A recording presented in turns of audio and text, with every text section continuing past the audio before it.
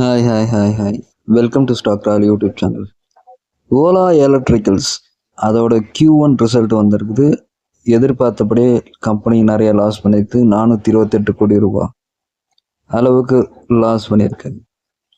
இது வரலாற்றில் இது முதல் முறை கிடையாது. ஏன்னா ரிலையன்ஸ் இன்ஃப்ராஸ்ட்ரக்சர் தொடர்ந்து லாஸ் பண்ணிக்கிட்டே இருந்து 8 ரூபா வரைக்கும் ஷேர் போயிட்டு மறுபடியும் பவுன்ஸ் பேக் ஆகி மறுபடியும் இன்னைக்கு ஒரு நல்ல நிலைமையில் இருக்குது. ஸோ இதை தொடர்ந்து வாட்ச் பண்ணுங்க. இது ஒரு லாட்ரியாக கூட இருக்கலாம். அதாவது லாட்ரி வாங்கினீங்கன்னா விழுந்தது, இல்லாட்டி போனது, அந்த மாதிரி தான் இந்த ஷேரு. ஸோ எல்லாரும் வாட்ச் பண்ணி இந்த ஷேரை வாங்க. இப்போ கரண்ட்டாக இது ஒரு 40 ரூபா இல்லை 48 ரூபா அந்த லெவலில் தான் ட்ரேட் ஆகிட்டு இருக்குது.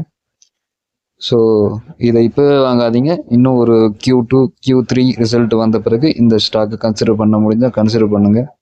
ஆனால் போட்ட பணம் ரிட்டர்ன் வருமானம் எதிர்பார்க்காதீங்க. ஸோ இது சில